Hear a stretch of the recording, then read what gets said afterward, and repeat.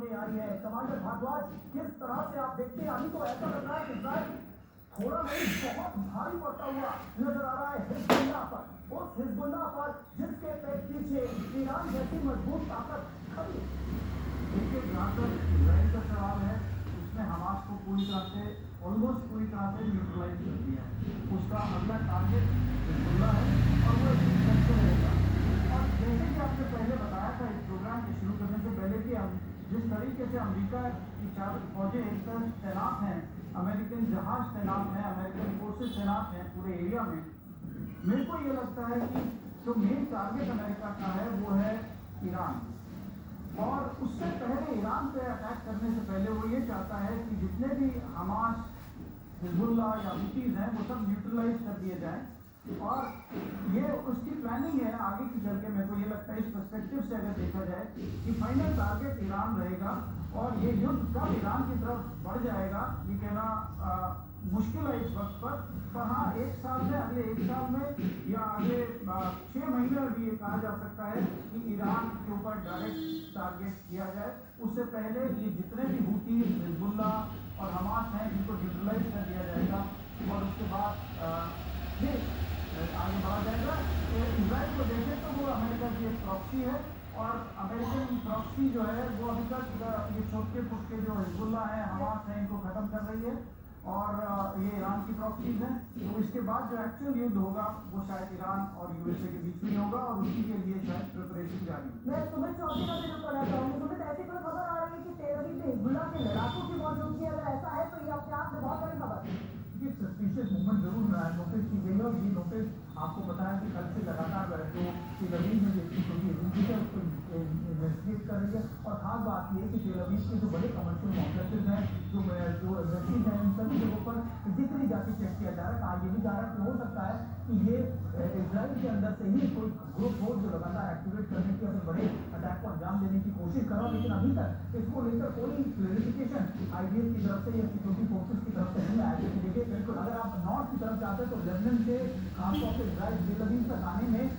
बहुत आप कहते हैं कि बड़ा लंबा डिस्टेंस होगा। वहीं दूसरी तरफ अगर गाजा की तरफ जाते तो फिर एस्ट्रॉन और ऐसे बीचेस को सामना करते हुए आना पड़ेगा। और बीच में मेडिटेरियन सी में कई ऐसे शिप्स हैं, बिल्कुल बहुत मुश्किल नजर आता है। लेकिन खबरें यही सामने आ रही है कि हिजबुल्लाह के लड़ाकों तेल अवीव में दाखिल हुए हैं, जगह जगह तलाशी अभियान चलाया जा रहा है। लेकिन आईडीएफ की तरफ से कोई कंफर्मेशन है नहीं अभी। पेजर ब्लास्ट को लेकर इस बीच एक बड़ी खबर है।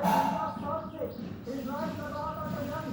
अमेरिकी एजेंसी सीआईए ने सीनियर कमांड को सौंपी है रिपोर्ट में दावा 15 साल पहले ही कई शेल कंपनियां बनाई गई।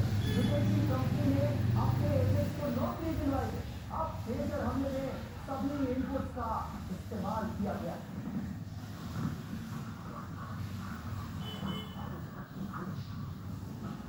सीआईए की रिपोर्ट चौंकाने वाले खुलासे कर रही है। दूसरी ओर अमेरिकी की उस कंपनी पर तमाम तरह के सवाल उठ रहे जिससे तेजस भिजवाए थे। रिपोर्ट के मुताबिक हंगरी की कंपनी बीएसी कंसल्टिंग ने तेजस सप्लाई करवाए थे और क्रिस्टियाना बास्तोनी नाम की महिला कंपनी की मालिक है। क्रिस्टियाना को 7 भाषाओं का ज्ञान होने का दावा किया जाता है। उनका कहना है कि लंदन स्कूल ऑफ इकोनॉमिक्स से उन्होंने पढ़ाई की है। लेकिन क्रिस्टियाना पर एलएसी के जवाब से गंभीर सवाल उठ खड़े हुए हैं। एलएसी ने कहा है क्रिस्टियाना को हमने कोई डिग्री नहीं दी। जी हाँ, तो कुल मिलाकर ये पूरा मामला जो है ये संदिग्ध नजर आता है। कई अहम सवाल खड़े होते हैं। लेकिन सुमित, ये जो आपने चौंकाने वाली खबर दी है, सीआईए इतने सालों पहले से तैयारी कर रहा था, यानी इस तरह का ऑपरेशन करने की नौबत आ सकती है। ये 13-14 साल पहले भाप लिया जाए। देखिए, ये तैयारियां मोसाद की, ये तैयारियां सिक्योरिटी एजेंसी की इजराइल की। और मैं आपको बताऊं कि 96 में जब पहली बार उन्होंने हमास के बड़े कमांडर को, एक्सप्लोजिव कमांडर को न्यूट्रलाइज किया था मोबाइल फोन की मदद से, उसमें ब्लास्ट कर तभी ये बात सामने आई थी कि देखिए कैसे इजराइल नई टेक्निक के अंदर इन्फिल्ट्रेट कर सकता है, इम्प्लांट कर सकता है। उसके बाद भी इजराइल रुका नहीं। इजराइल ने नाटक ऐसी शेयर कंपनीज बनाई तो दुनिया भर के तमाम देशों को टेक्नोलॉजी ट्रांसफर करती है। बल्कि ऐसी कई कंपनीज ने अपने लोगों को, अपने ऑफिसर्स को एम्प्लॉय के तौर पर भी रखा और उसी का फायदा, आप कह सकते हैं विजन का या फिर बड़ी इंटेलिजेंस का फायदा इजराइल उठा रहा है। अभी अगर आप देखें, इजराइल ने ऐसा नहीं है कि यही ऑपरेशन उसे 2010 के आसपास ईरान के न्यूक्लियर प्रोग्राम्स में आप उनको पूरा हैक कर देने का काबिलियत भी इजराइल के पास है। उसके बाद लेबनान की बड़ी कम्युनिकेशन कंपनी 2013-14 के आसपास पूरी तरीके तरीके से हैक करके कई दिनों तक उसको पूरी तरीके से बर्बाद करते थे, फिर उसको हैक कर दिया तो निश्चित तौर पर इजराइल के पास ये बड़ा आप कह सकते हैं जो हथियार है या फिर एक बड़ी स्ट्रैटेजी है जो इसका इस्तेमाल वो अपने दुश्मनों पर अक्सर करता है। लेकिन पेजर जैसी एक बड़ी आप कह सकते हैं पेजर या रेडियो कम्युनिकेशन डिवाइसेस के अंदर एक तरीके से ब्लास्ट करना एक नई तकनीक एक नया आप कह सकते हैं कि एक नया एक्सपेरिमेंट का जो इजराइल ने पत्थर कर दिखा है। बिल्कुल, यानी आज की दुनिया भले ही इजराइल के इस कदम को चौंकाने वाला मान रही हो, लेकिन अगर इतिहास पर गौर किया जाए तो ये चौंकाने वाला है नहीं। आरोपों पर हंगरी की कंपनी की देखिए सफाई सामने आई। कंपनी की मालिक क्रिस्टियाना बार्सोनी का बयान, हम पेजर बनाते नहीं हैं, हमारी सिर्फ मध्यस्थ की भूमिका है, मीडिएटर की भूमिका है, ये कहा है क्रिस्टियाना। और इस पेजर हमले पर हिजबुल्लाह का भी दावा सामने आया। हिजबुल्लाह लीडरशिप को नुकसान नहीं, बड़े नेताओं के पास पुराने पेजर थे, ये हिजबुल्लाह को उनके साथ किया गया नए पेजर और लोगों को भेजे गए थे जिनमें लास्ट हुआ। और इजराइल को हिजबुल्लाह ने फिर धमकी दी है, इजराइल कुछ भी करते हमें रोक नहीं पाएगा, जब तक गाजा में हमले तब तक हमारी जंग जारी रहेगी, इजराइल के खिलाफ ये कहा है हिजबुल्लाह।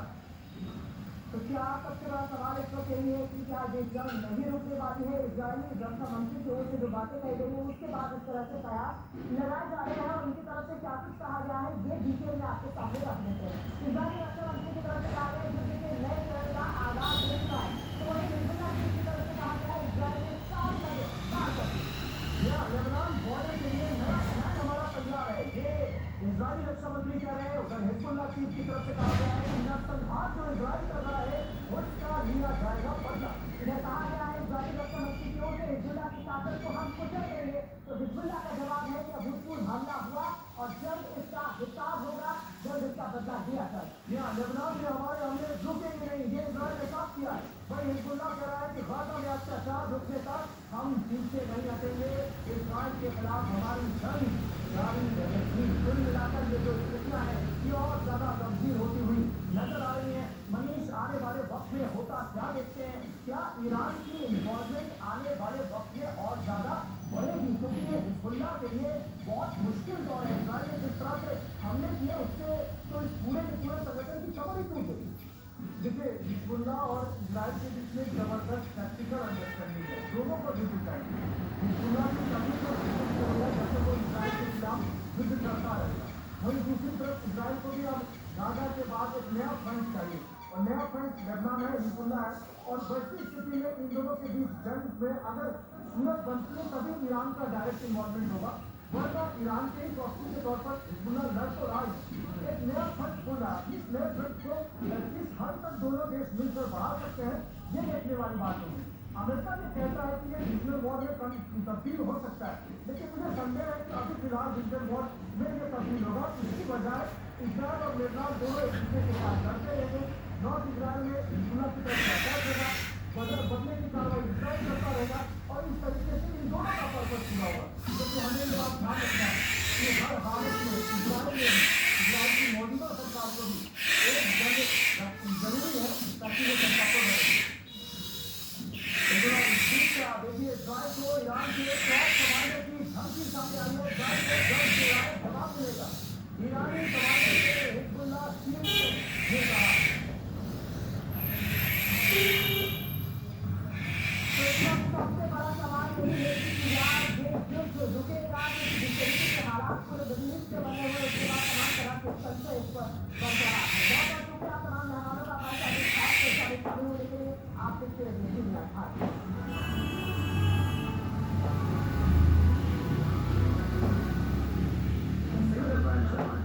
एक बार जिस ब्रांड को ट्रस्ट किया तो कभी नहीं बदलते।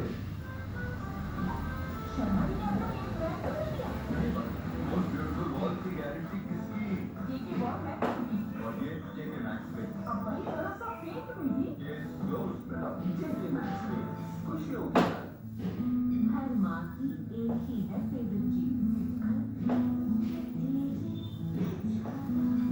खाने को बनाए वो लस्सी।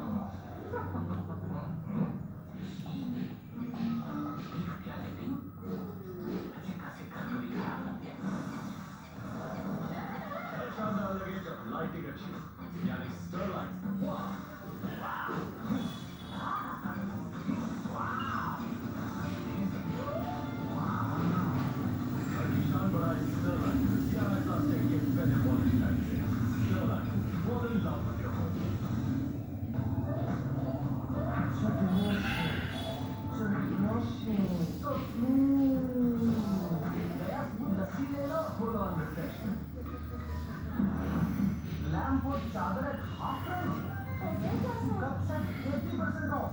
Oh nice. कैसे? ऐसे मीशो मेगा ब्लॉकबस्टर से का सामान 80% ऑफ 27 सितंबर से। गुलाम के दौर के क्रिमिनल लॉ खत्म, इन नए कानूनों की जगह न्याय का हो।